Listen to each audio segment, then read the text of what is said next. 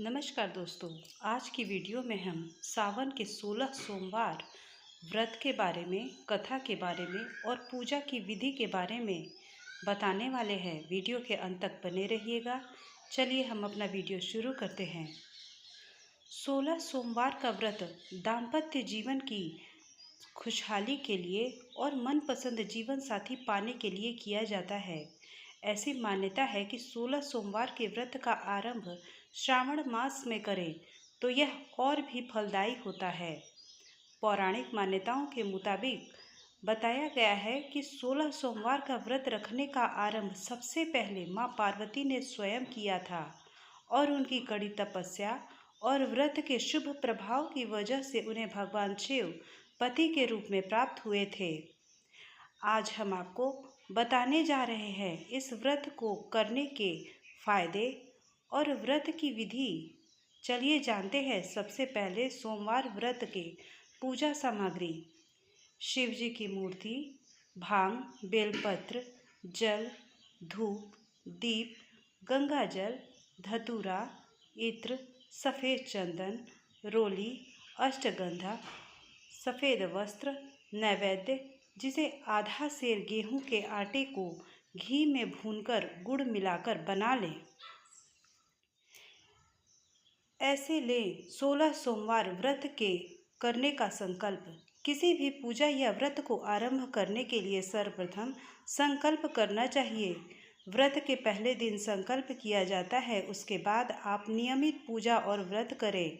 सबसे पहले हाथ में जल, अक्षत, पान का पत्ता, सुपारी और कुछ सिक्के लेकर संकल्प करें। सभी वस्तुएं भगवान शिव की मूर्ति के आगे समर्पित कर दें। ऐसे करें 16 सोमवार व्रत की पूजा। हाथ में अक्षत तथा फूल लेकर दोनों हाथ जोड़ लें और भगवान शिव का आह्वान करें। हाथ में लिए हुए फूल और अक्षत भगवान शिव को समर्पित करें। सबसे पहले भगवान शिव पर जल चढ़ाएं। जल के बाद सफ़ेद वस्त्र अर्पित करें।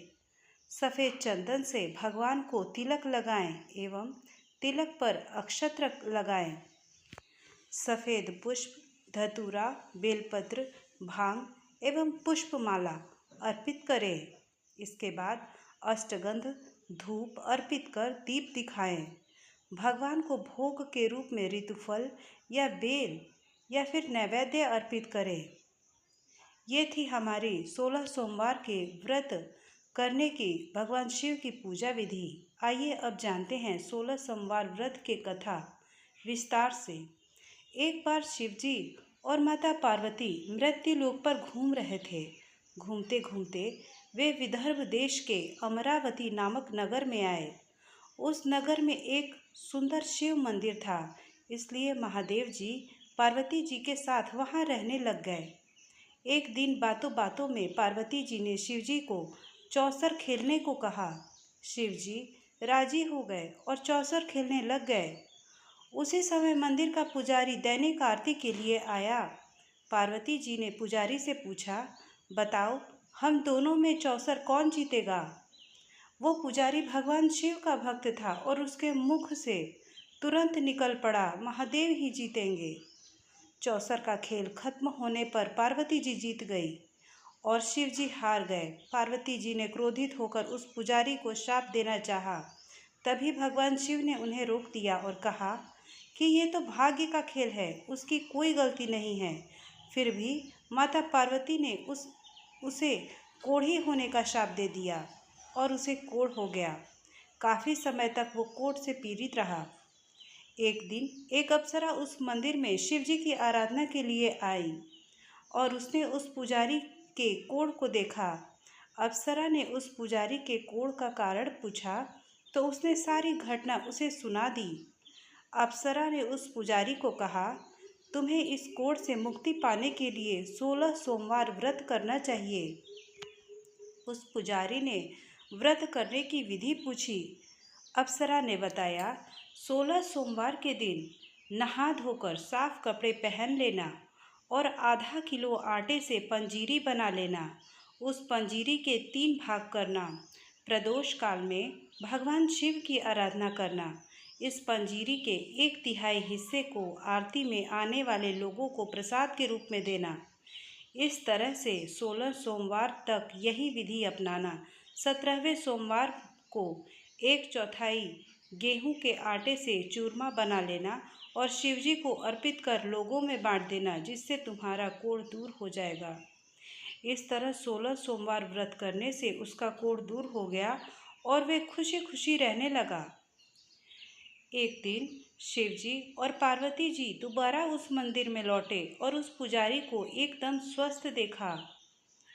पार्वती जी ने उस पुजारी से स्वस्थ होने का राज पूछा, तो उस पुजारी ने कहा उसने 16 सोमवार के व्रत किए, जिससे उसका कोढ़ दूर हो गया। पार्वती जी इस व्रत के बारे में सुनकर बहुत प्रसन्न हुई। उन्होंने भी ये व्रत किया और इससे उनका पुत्र वापस घर लौट आया और आज्ञाकारी बन गया।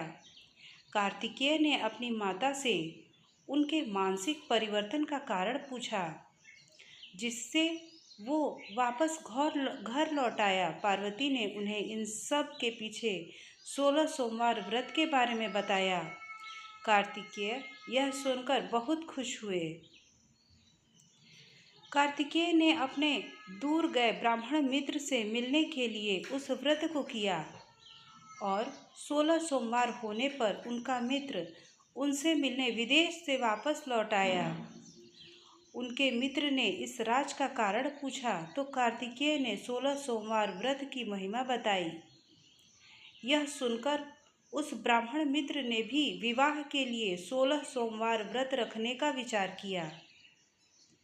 एक दिन राजा अपनी पुत्री के विवाह की तैयारियां कर रहा था। कई राजकुमार राजा की पुत्री से विवाह करने के लिए आए। राजा ने एक शर्त रखी कि जिस भी व्यक्ति के गले में हथिनी वरमाला डालेगी, उसी के साथ ही मेरी पुत्री का विवाह होगा। वो ब्राह्मण वहीं पर था और भाग्य से उस हथिनी ने उस ब्राह्मण के गले में वरमाला डाल दी और शर्त के अनुसार राजा ने उस ब्राह्मण से अपनी पुत्री का विवाह कर दिया। एक दिन राजकुमारी ने ब्राह्मण से पूछा, आपने ऐसा क्या पुण्य किया था जो हथिनी ने दूसरे सभी राजकुमारों को छोड़कर आपके गले में ही वरमाला डाली? उसने कहा, प्रिय, मैंने अपने मित्र कार्तिकेय के कहने पर 16 सोमवार के व्रत किए थे। उसी के परिणाम स्वरूप तुम लक्ष्मी जैसी दुल्हन मुझे मिली। राजकुमारी यह जानकर बहुत प्रभावित हुई और उसने भी पुत्र प्राप्ति के लिए 16 सोमवार का व्रत रखा। फलस्वरूप उसके एक सुंदर पुत्र का जन्म हुआ और जब पुत्र बड़ा हुआ तो पुत्र ने माँ से पूछा, आपने ऐसा क्या कार्य किया जो आपको मेरे जैसा पुत्र मिला? उसने भी पुत्र को 16 सोमवार व्रत की महिमा बताई। यह सुनकर उसने भी राजपाट की इच्छा के लिए ये व्रत रखा। उसी समय एक राजा अपनी पुत्री के विवाह के लिए वर तलाश कर रहा था, तो लोगों ने उस बालक को विवाह के लिए उचित बताया। राजा को इसकी सूचना मिलते ही उसने अपनी पुत्री का विवाह उस बालक के साथ कर दिया। कुछ सालों बाद जब राजा की मृत्यु हुई तो वो राजा बन गया, क्योंकि उस राजा के कोई पुत्र नहीं था। राजपाट मिलने के बाद भी वो 16 सोमवार का व्रत करता रहा। एक दिन 17वें सोमवार व्रत पर उसकी पत्नी को भी पूजा के लिए शिव मंदिर आने को कहा, लेकिन उसने खुद आने के बजाय दासी को भेज दिया। ब्राह्मण पुत्र के पूजा खत्म होने के बाद आकाशवाणी हुई, तुम अपनी पत्नी को अपने महल से दूर रखो, वरना तुम्हारा विनाश हो जाएगा। ब्राह्मण पुत्र ये सुनकर बहुत ही आश्चर्यचकित हुआ। महल वापस लौटने पर उसने अपने दरबारियों को भी ये बात बताई, तो दरबारियों ने कहा कि जिसकी वजह से ही उसे राजपाट मिला है, वो उसी को महल से बाहर कैसे निकालेगा? लेकिन उस ब्राह्मण पुत्र ने उसे महल से बाहर निकाल दिया। वो राजकुमारी भूखी प्यासी एक अनजान नगर में आई। वहाँ एक बूढ़ी औरत धागा बेचने के लिए बाजार जा रही थी। जैसे ही उसने राजकुमारी को देखा तो उसने उसकी मदद करते हुए उसके साथ व्यापार में मदद करने को कहा। राजकुमारी ने भी एक टोकरी अपने सर पर रख ली।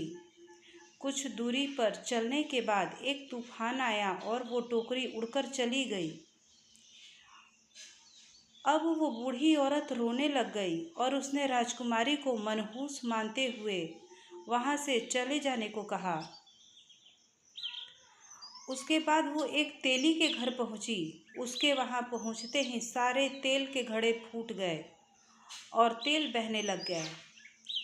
उस तेली ने भी उसे मनहूस मानकर उसको वहाँ से भगा दिया। इसके बाद वो एक सुंदर तालाब के पास पहुँची। जैसे ही पानी पीने लगी, उस पानी में कीड़े चलने लग गए और सारा पानी धुंधला हो गया। अपने दुर्भाग्य को कोसते हुए उसने गंदा पानी पी लिया और पेड़ के नीचे सो गई। जैसे ही वो पेड़ के नीचे सोई, उस पेड़ की सारी पत्तियां झड़ गई। अब वो जिस पेड़ के पास जाती, उसकी सारी पत्तियां गिर जाती थी। ऐसा देखकर वहाँ के मंदिर के पुजारी के पास गए। उस पुजारी ने उस राजकुमारी का दर्द समझते हुए उससे कहा, बेटी, तुम मेरे परिवार के साथ रहो। मैं तुम्हें अपनी बेटी की तरह रखूँगा। तुम्हें मेरे आश्रम में कोई तकलीफ नहीं होगा। इस तरह वह आश्रम में रहने लग गई। अब वो जो भी खाना बनाती या पानी लाती, उसमें कीड़े पड़ जाते। ऐसा देखकर वो पुजारी बहुत आश्चर्यचकित होकर उससे बोला, बेटी, तुम पर ये कैसा कोप है जो तुम्हारी ऐसी हालत है। उसने वही शिव पूजा में न जाने वाली कहानी सुनाई। उस पुजारी ने शिवजी की आराधना की और उसको 16 सोमवार व्रत करने को कहा, जिससे उसे जरूर राहत मिलेगी। उसने 16 सोमवार का व्रत किया और 17वें सोमवार को ब्राह्मण पुत्र उसके बारे में सोचने लगा। वह कहाँ होगी, मुझे उसकी तलाश करनी चाहिए। इसलिए उसने अपने आदमी भेजकर अपनी पत्नी को ढूंढने को कहा। उसके आदमी ढूंढते ढूंढते उस पुजारी के घर पहुंच गए और वहां उन्होंने राजकुमारी का पता चल गया। उन्होंने पुजारी से राजकुमारी को घर ले जाने को कहा, लेकिन पुजारी ने मना कर दिया और कहा, अपने राजा से कह दो कि खुद आकर इसे ले जाए। राजा खुद वहां पर आया और राजकुमारी को वापस अपने महल लेकर चला गया। इस तरह से जो भी 16 सोमवार का व्रत करता है, उसकी सभी मनोकामनाएं पूरी होती हैं।